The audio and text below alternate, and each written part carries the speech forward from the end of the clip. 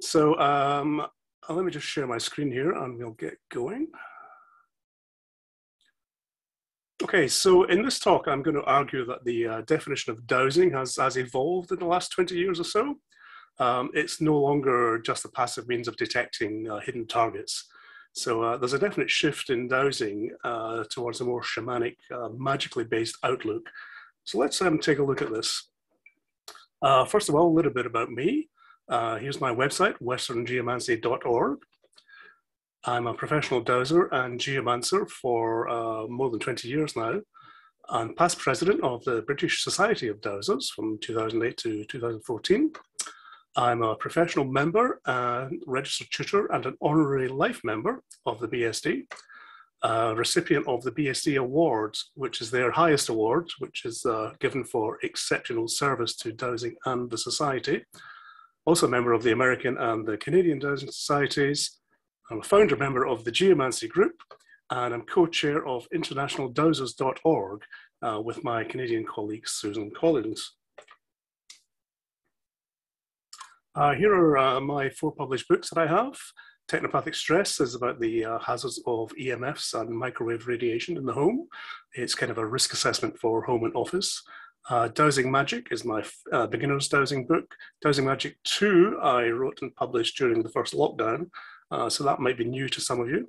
And Dowsing with Sigils is a little workbook that I wrote following my sigils workshop that some of you may recall from the last time I was in the ASD, which was Saratoga Springs. God, that was 5 years ago, been a long time. I've also published Healing Sick Houses, or republished this. When I was doing my geomancy training, this was one of the key source books. It's a book by Roy and Anne Proctor, and they asked me if I would update it and republish it for them. So that's all available on my website. My Dowsing Magick books are also available on Amazon Prime just now, to save me on international postage, so you can get them directly from Amazon. I've also produced the Gardner Rosette, which is a little enhanced color disc, which is very useful for dowsing earth energies and anything where you need to assign a color to it. So anyway, let's look at dowsing. Do we need a new definition? When you say dowsing, everybody thinks it's somebody walking across the field with the forked twig looking for water. And the traditional definitions are the use of pendulum or rods to find water or minerals. So the BSD definition is now the current Wikipedia one, which is this one. A type of divination employed in attempts to locate groundwater, buried metals or ores, gemstones, oil grave sites, malign earth vibrations, and many other objects and materials without the use of scientific apparatus, which is a bit of a mouthful. The BSD definition used to be sensitive responses in humans reacting to absence or presence of substances and entities. It can be used to seek those things that are hidden from our everyday senses. And my colleague Susan Collins says, dowsing is the detection and transformation of energy using simple tools and the power of thought. So that's kind of starting to sound a little bit more like what we might talk about magic. So some of the definitions for magic, and you'll notice I'm using the K here on the end of magic. This is an older medieval spelling of it, and we use this to sort of distinguish it from the modern stage conjuring sense of magic. Magic is the science and art of causing change to occur in conformity with will, using means not currently understood by traditional Western science. And that's from Donald King's Modern Magic book. Magic is the science of understanding oneself and one's conditions. It is the art of applying that understanding in action. And that's starting to sound a little bit more like what we do as dowsers, yeah? Every intentional act is a magical act. There's a one-liner from Alistair Crowley, who also gave the one before. You probably know about Alistair. He's the sort of big bad boy of ceremonial magic, called the wickedest man in the world by the press of the day back in the Victorian times. Here's a more up-to-date one. The movement of natural but little understood energies from the human body and from natural objects to manifest change. That's by Scott Cunningham. And here's my favorite one. It used to be said that magic was what we had before science was properly organized. It now seems that magic is where science is actually heading. And that's by Dean Radin from his book Real Magic, which I do highly recommend that you read. It's a really good book to find an actual scientist talking about magic. So before we get more into whether it's dowsing or magic, let's have an idea of what dowsing actually is. So there's many possible mechanisms for dowsing, and I'm sure everybody has pretty much their own theory, but this is how I see the elephant, if you like. Psychologists talk about latent inhibition, which is the idea that our brain is processing an estimated 4 billion pieces of information every second. So as I'm sitting here talking to you, I'm aware that I'm sitting in the chair talking to the camera, but on a subliminal sense, I'm also aware of the light on me, little sounds in the room, sort of movement of air. I'm sort of slightly peripherally aware of stuff going on outside the window. So we filter out all these subliminal signals because we don't need to know them in order to survive. We only perceive what we need to survive from moment to moment. So our conscious mind is always doing this editing process to just pick out the bits of information that we need to keep us alive. And that's what we perceive as our reality.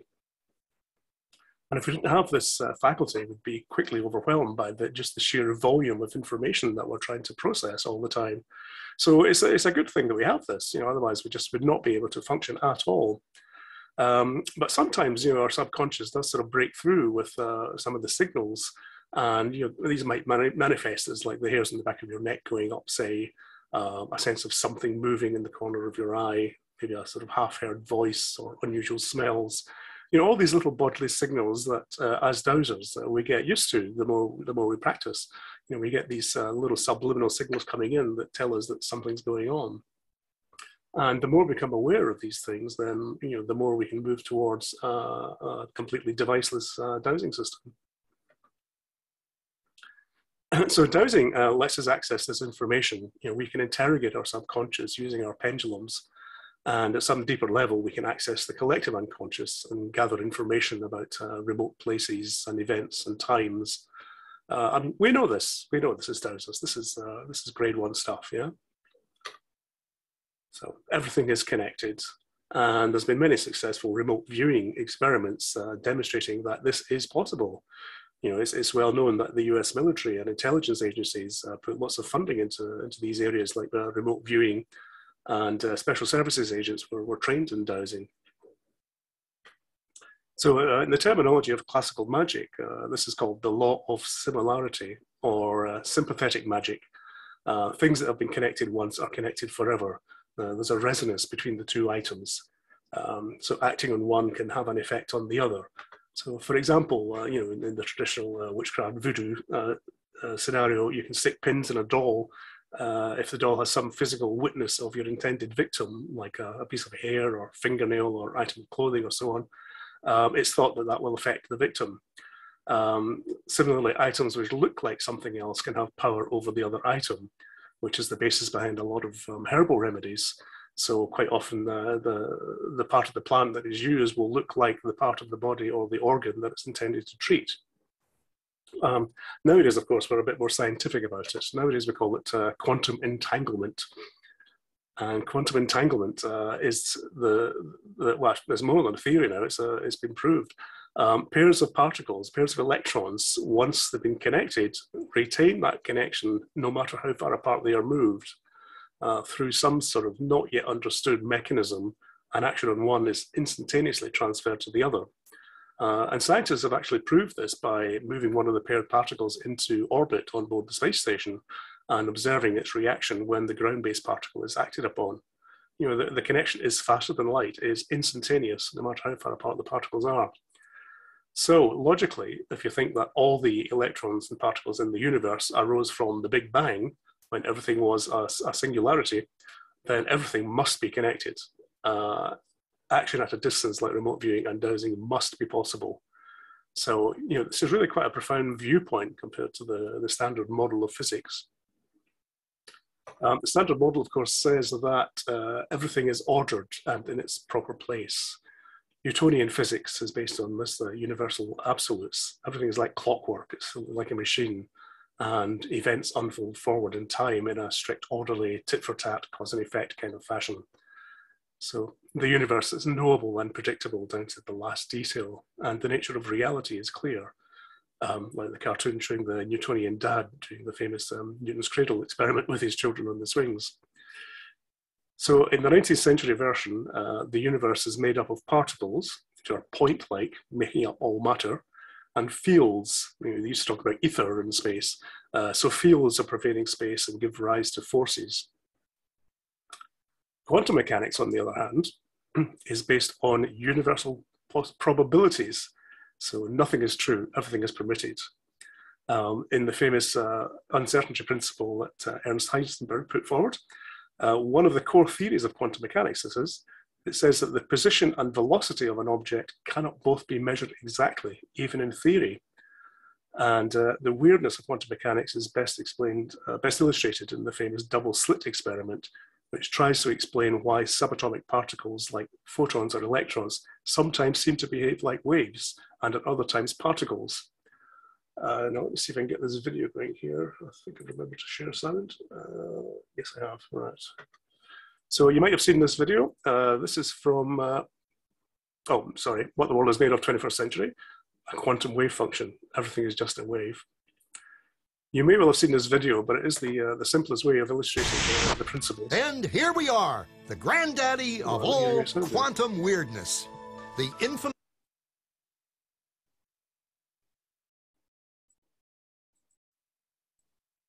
double slit experiment. To understand this experiment, we first need to see how particles, or little balls of matter, act.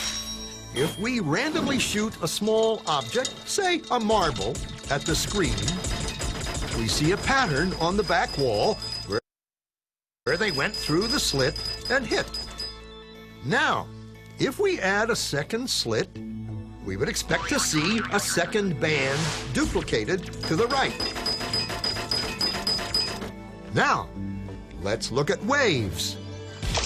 The waves hit the slit and radiate out, striking the back wall with the most intensity directly in line with the slit. The line of brightness on the back screen shows that intensity. This is similar to the line the marbles make. But when we add the second slit, something different happens. If the top of one wave meets the bottom of another wave, they cancel each other out. So now there is an interference pattern on the back wall. Places where the two tops meet are the highest intensity, the bright lines, and where they cancel, there is nothing. So when we throw things, that is, matter, through two slits, we get this, two bands of hits. And with waves, we get an interference pattern of many bands. Good so far. Now, let's go quantum.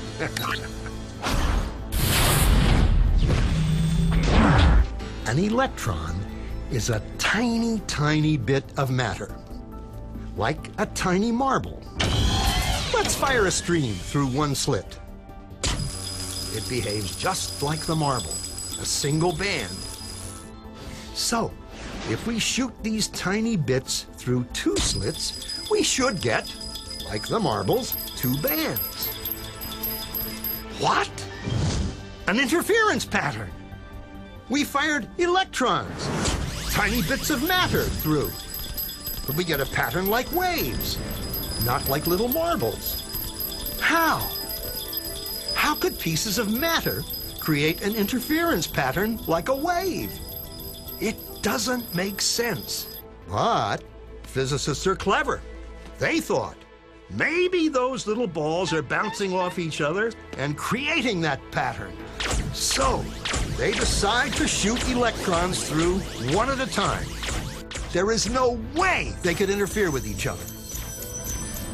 But after an hour of this, the same interference pattern is seen to emerge. The conclusion is inescapable. The single electron leaves as a particle, becomes a wave of potentials, goes through both slits, and interferes with itself to hit the wall like a particle. But mathematically, it's even stranger. It goes through both slits, and it goes through neither. And it goes through just one, and it goes through just the other. All of these possibilities are in superposition with each other. But physicists were completely baffled by this.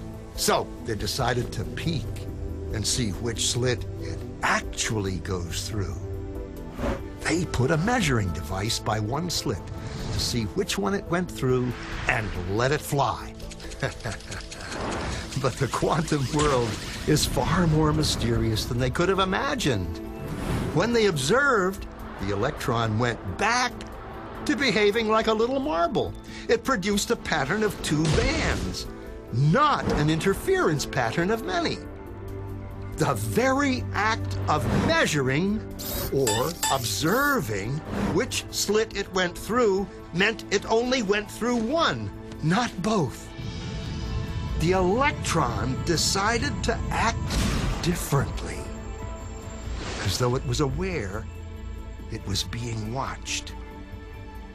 And it was here that physicists stepped forever into the strange netherworld of quantum events. What is matter? Marbles or waves? And waves of what?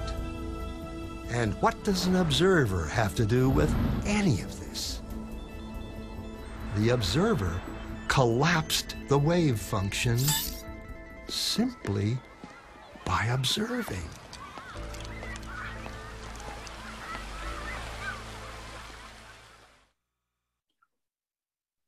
All right, now this is pretty weird. So the observer collapses the wave function simply by observing. We can change the reality, we can change the universe and manifest our intent just by collapsing the wave function. Now, the idea that this act of conscious observation influences the outcome is extremely profound when you think about it. This is what's known as the Copenhagen interpretation of quantum mechanics. And it was countered by this famous thought experiment by Schrödinger, the Schrödinger's cat experiment, where you imagine a cat in a sealed box together with a phial of poisonous gas and a timer controlled by some random decay of a radioactive particle. So the observer has no way of knowing whether the cat is alive or dead until the box is opened. So the cat is said to be in a state of superposition, and opening the box collapses the wave function. Now, Schrödinger actually created this to counter the Copenhagen interpretation, as this just seems so ludicrous to him. You know, clearly the cat can't be both alive and dead, or can it? And some scientists nowadays are coming up in favor of the other alternative interpretation, which is the many worlds theory. There is only one wave function throughout the universe, and the wave function doesn't collapse. It actually splits to form another universe. This is proposed by Hugh Everett. He said that the Copenhagen interpretation is flawed because it assumes a microscopic interaction, i.e. the observer, with the quantum wave function. And he said we cannot separate the two. Both the observer and the event are entangled, and there is only one wave function. So another universe is created. In one, the cat is alive, in the other, the cat is dead. Mathematically, this is the simplest explanation of Schrödinger's equation, but it's even more difficult for us to grasp because it seems so counterintuitive. If you're a fan of Back to the Future movies, this is the interpretation they give in the films, where the timeline splits into two different routes, and you can't move from one to the other. You can actually get an app for your phone called Universe Splitter here. It's a payware app. You have to pay a couple of bucks for it. And in this, you put in your two options, and it will actually fire a particle at the double slit and tell you which way it comes out. You know, effectively, it's an electronic coin toss, but it's quite fun. So in quantum mechanics, no one now knows if there's an absolute reality underlying nature, or even if one can be found. And in trying to deconstruct Schrödinger's equation on the board here, John von Neumann found he could not find any situation where the wave function collapsed independently of an observer. So he actually wrote this, then a miracle occurs. So if the Copenhagen interpretation is correct, then conscious interaction, the observer, collapses the wave function. If many worlds is correct, then conscious interaction splits off a separate universe. So, this sort of dilemma has been rattling around for 100 years now. This quantum physics is not new. And current theories are still trying to get the idea of this consciousness. It seems to be the consciousness is the real crux of the matter. And of course, it's very difficult because science doesn't really know what consciousness is. It hasn't any way of really grasping consciousness. Now, don't worry if this is all getting too difficult. You're not alone. It makes my head hurt too. And even the famous physicist Richard Feynman says, I think it can safely say nobody understands quantum mechanics. But the key concept here is that consciousness, the observer, affects the outcome. The conscious intervention is what causes the change. But let's try and get our heads around this a bit. What exactly is consciousness? It's not something that conventional science can explain. It can't be seen, measured, or touched, but there's no doubt that it exists. Otherwise, we wouldn't be participating in this talk, would we? So part of this all dates back to Galileo. Galileo realized that we can only measure reality by observing it, and mathematics was the best tool to do the job here. But mathematics is an objective tool. It can only measure things from the outside. This ignores any intrinsic properties of objects. Previously philosophers had said all objects had an intrinsic nature. So if you drop a rock from a height, the rock would fall to the ground because it's in its nature to do so. And by removing this viewpoint, Galileo effectively separates consciousness and soul from any scientific explanations of reality, which is why we have the sort of dualistic worldview and why church and state are separate entities. So observations are external and quantitative, and experiences are internal and qualitative. Now, Galileo thought that although consciousness is a real phenomenon, it cannot be described physically. So mathematical observation was the only way to describe nature. We can describe all sorts of things from an external point of view, such as the size, weight, position, color, and so on of a dog, but we can't know what it feels like to be a dog. Consciousness is intrinsic, whereas reality is extrinsic. And philosophers are grappling with this problem as well. This is a good book called Galileo's Error by Philip Goff. And he says, when it comes to the basic causal workings of the universe, scientists provide mathematical laws which describe with great accuracy how matter behaves, but they provide no explanation of why matter behaves in that way. So material science just has no frame of reference to explain things like consciousness, but it's a big topic in the field of philosophy these days. There are three current models. First one is materialism, which is what you see is what you get. Everything, including mind and consciousness, consists of matter and energy. So it doesn't make any sense to call something spiritual or immaterial. And this is why some scientists are quick to label what we do as woo-woo. But there are radical materialists who argue that consciousness is just a complete illusion and doesn't actually exist. More moderate materialists think that consciousness can be explained as a byproduct of the brain's chemistry. Then we have naturalistic dualism. This accepts Galileo's separation of nature into the two categories, the physical objects with mathematical properties and incorporeal objects with consciousness. But they think that the scientific paradigm needs to be expanded to include non-physical minds. And then we have panpsychism, which is proposing that consciousness is a fundamental and ubiquitous feature of the physical world and is present to some degree in everything, right down to subatomic particles. In fact, consciousness should be regarded as the fundamental unit of reality. In the beginning was the Word, as the Bible says, but consciousness was needed to make that Word. And this is how the ancients viewed the world. You remember the idea of things having an intrinsic nature. Well, the new science of integrated information theory argues that complex consciousness results from the integration of simple conscious units to produce complex consciousness, such as humans. So instead of trying to incorporate consciousness into our existing scientific paradigm, we need to start with the idea that consciousness is intrinsic and work up from there. We're really defined by our language, and English in particular. By dividing our experience into living beings and inanimate objects, we automatically define it as non-conscious.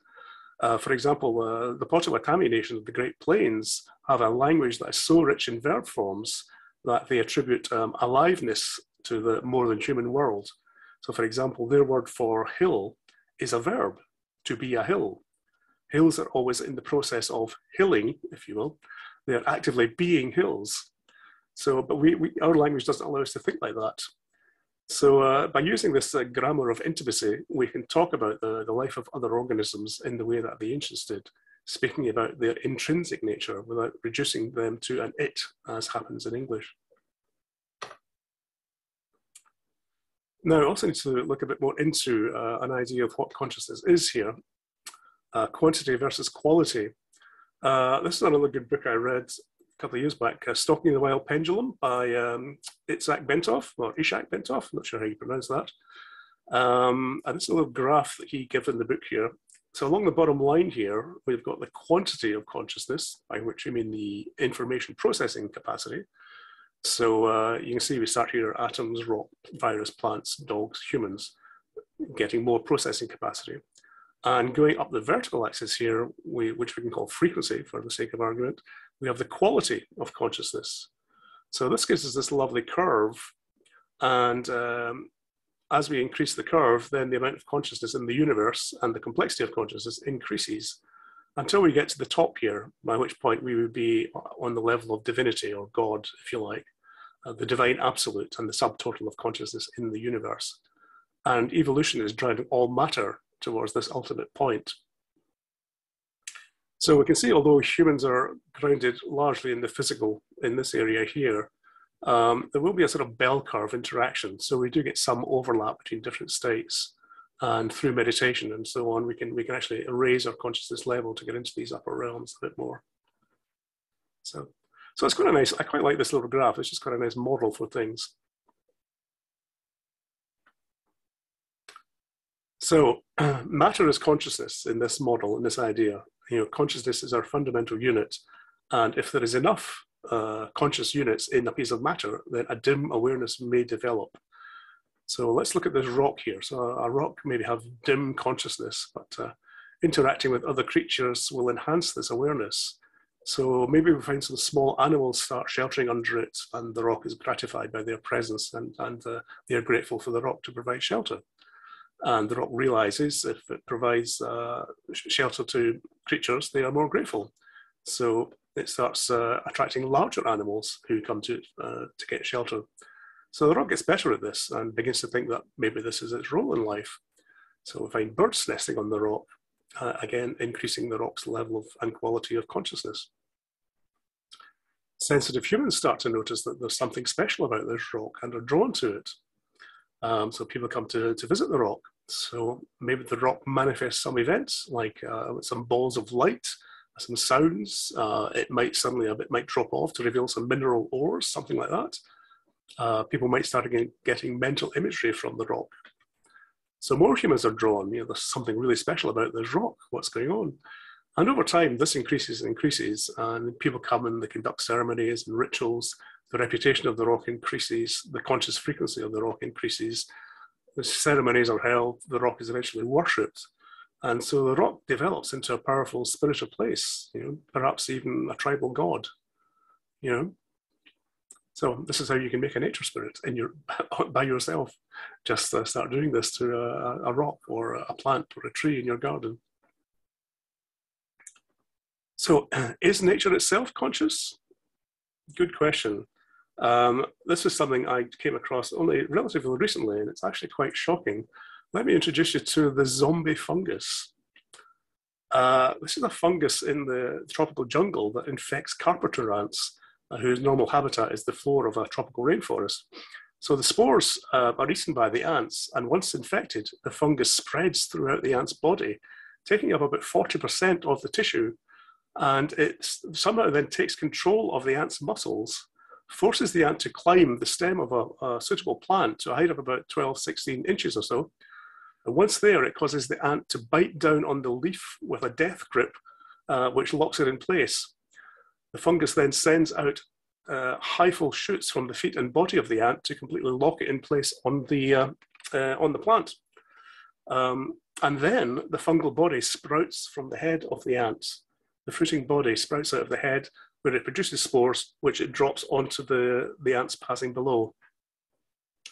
Now, some ant colonies have got a bit wise to this and only send out the older or ailing members of the colony on the food foraging trips.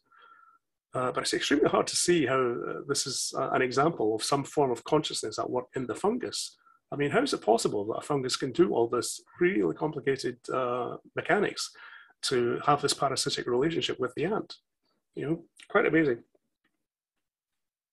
That was in another book I read recently, which is called Entangled Life by Merlin Sheldrake, who's Rupert Sheldrake's son, and it's a wonderfully written book, all about mushrooms and fungi, but it's a really interesting read. I do encourage you to read it, even if you know nothing about mushrooms. You will by the end of it. So what this means for dowsing, it means everything is energy. Everything is a frequency. Everything is connected. It's all about the resonance. Consciousness is an intrinsic property of nature. There's no separation. So everything has this energetic connection with everything else. As we used to say back in the 60s, it's all about the vibes, baby. And we can manipulate this energy as dowsers by creating a resonance between ourselves and the object in question, or between two separate objects. In fact, what we're doing, we are creating our own reality. By shaping the wave function collapse in a suitable manner using our intention or our will, we are quite literally creating our own reality. And the universe is malleable to our intention to an extent. We can cause change in accordance with our intent. Another idea needs to be asked here, and it relates to the idea of consciousness, whether it's intrinsic or extrinsic. Where does our dowsing information come from?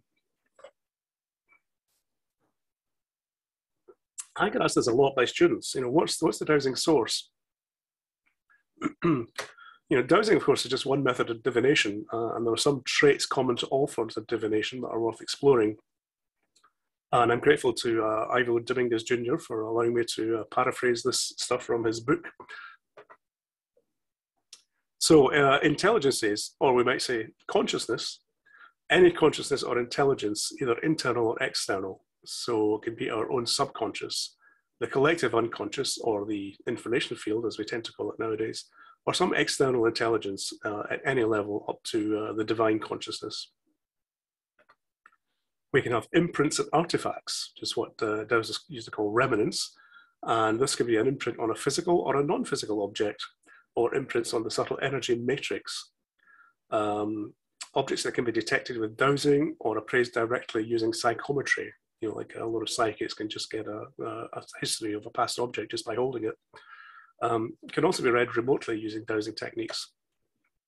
Then we have observations, the empirical conclusions that we create from our own observations of places and events. We are very good as humans at taking lots of disparate pieces of information and knitting them together into a cohesive whole. Attachment to our own belief systems, though, can cause us a reticence to take on board any conflicting stuff. So we might adapt things poorly in order to fit in with our own belief system. And if we're not familiar with the subject that's presented to us and don't have the terminology to describe it, we may not be able to produce a complete picture. So this makes it hard to share our observations with others, as we don't have a common vocabulary. And this is very common in dowsing, particularly if the dowsers have been self-taught, self-trained. And in the early days of the BSD Earth Energies group, one of their main tasks was to produce a collective glossary called the Glossary of Dowsing Terms, which is available online at britishdowsing.net, if you want to have a look at that. So I would say that potentially, though, our dowsing source can be probably a mixture of all three. So we're probably somewhere in the middle. We have an overlap of all three here. While we're at it, just look at some of the other modes of divination here. Successful divination involves several modes. The first one would be tools and systems. And this is where dowsing falls. But we also have things like tarot, runes, I Ching, astrology, and so on. And the advantage of these is we have an intermediate mechanism. So we have the dowsing tool that keeps us apart from what we're actually engaging with. So we have that sort of safety mechanism. There's also more abstract systems like astrology, where the information is interpreted from a prepared chart. So these are very, very safe to work with. There's no direct exposure. But again, if you're working from one system like that, there's no guarantee that you're going to be interpreting things correctly, because you might have sort of blind spots if you don't have the vocabulary or the knowledge to interpret it. In dowsing terms, one man's energy lay is another man's earth grid. So unless you're working together as a group, it is very difficult to get consensus on these. We have direct psychic methods. This is direct access to the information, usually through channeling or something like that, or mediumship, vision questing, and so on. And here the information is necessarily filtered through our own personal egos. So we have our own flavor into what is being channeled. That's why there are so many different religions in the world. They're all interpreted by their individual prophets. And there are definite safety issues here in exposing our psyches directly in this way. That's why it's not good to do Ouija boards, for example, unless we're adopting rigorous psychic protection protocols, like a good dowsing protocol.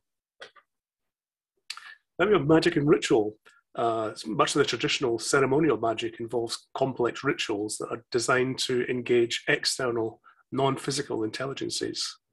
So the magician is placing himself outside of the direct communication loop by invoking or evoking the external source. And having a structured ritual allows easier repetition.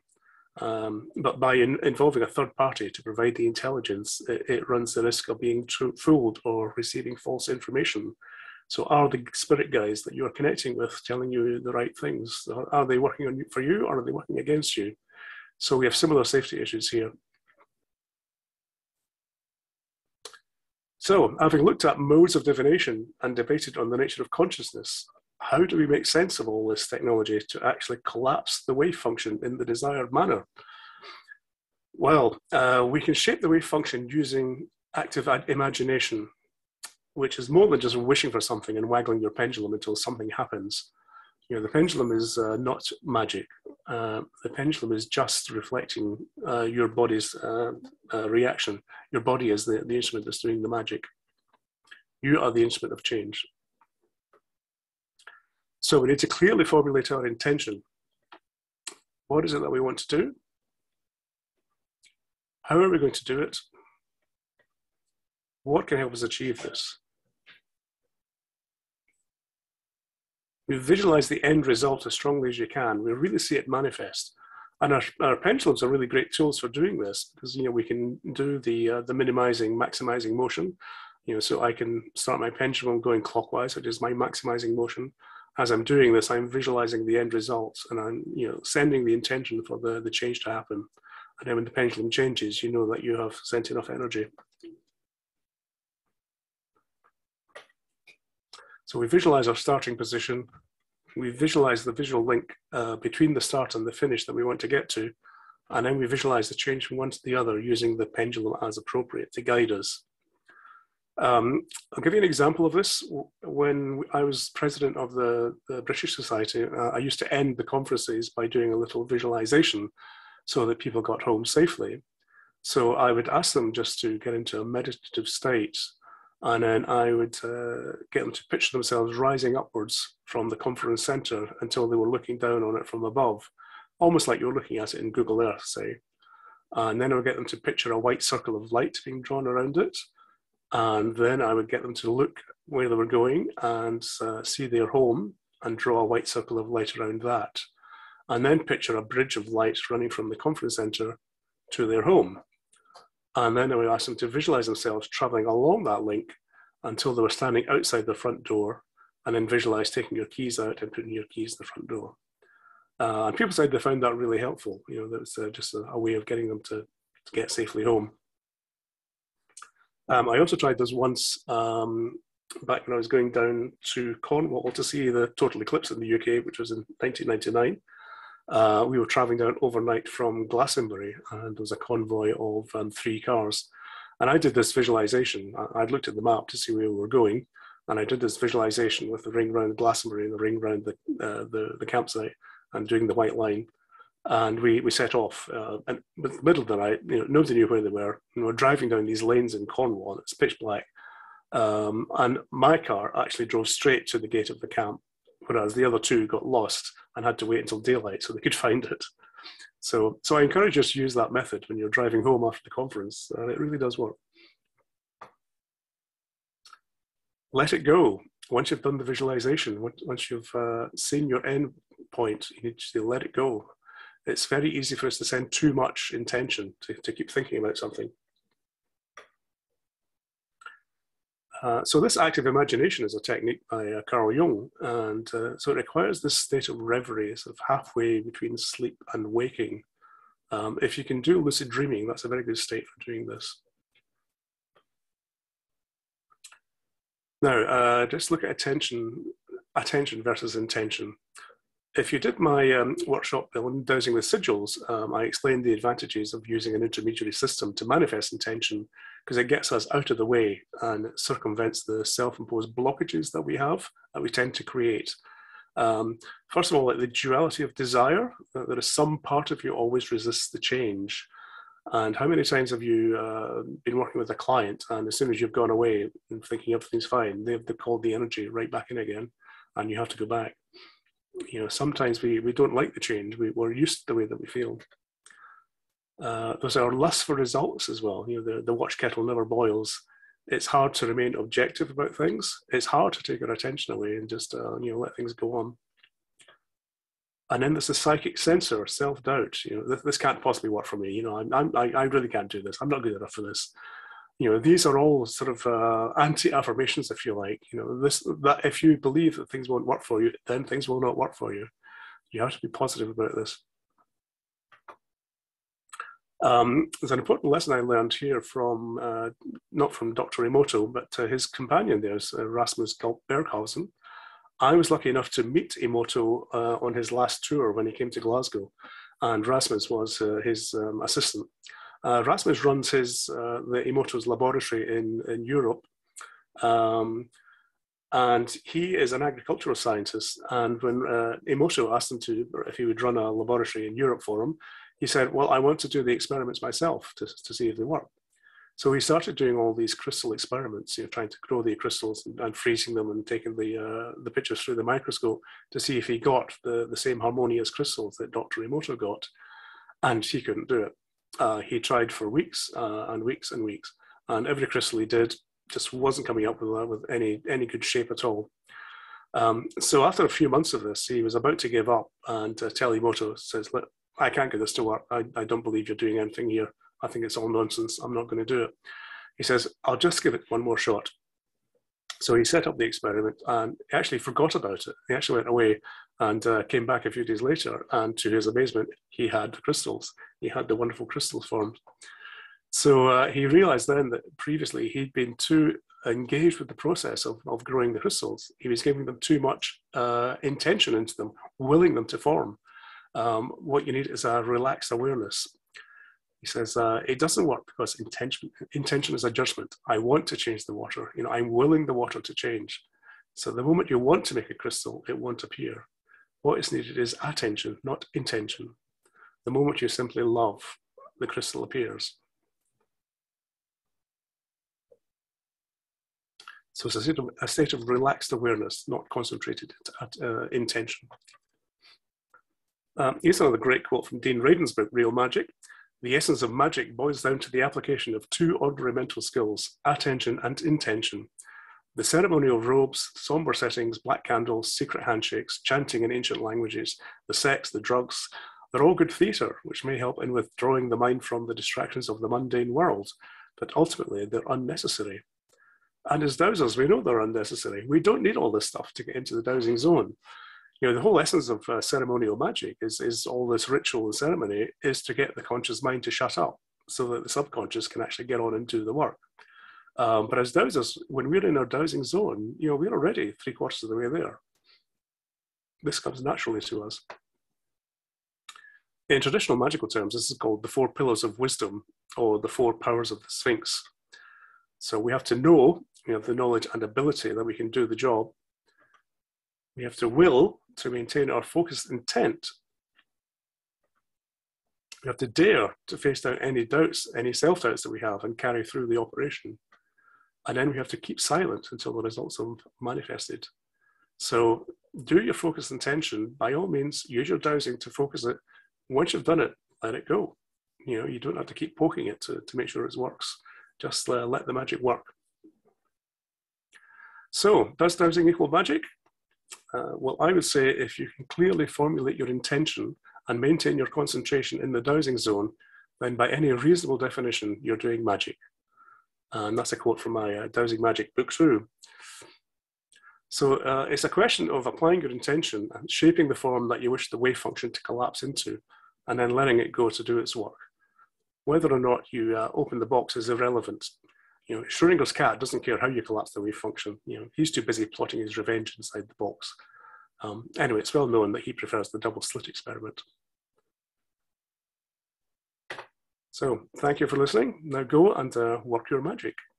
So if we have any questions in the chat, I'll have a look at them.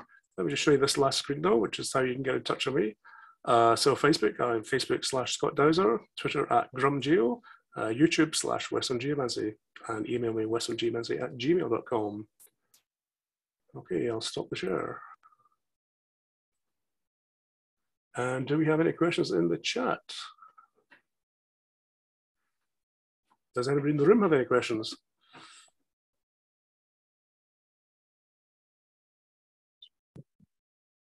Go ahead and speak. It's the squares up there. So that's the microphone. I just want to thank you for the distinction between the inclusion of intention and the difference between intention and attention. And I hadn't thought about, you put it all together with that. There's a huge difference there between will and getting to let the universe work for you. Yeah. Thank you. Thank you. A lot of information to digest. I know it's quite a high level presentation, this. Thank you. Okay. Thank you. Thank you, sir. Thanks very much for your time. You're very welcome. I hope you guys enjoy the rest of the day and have a good conference. Blessings to you. Thank you.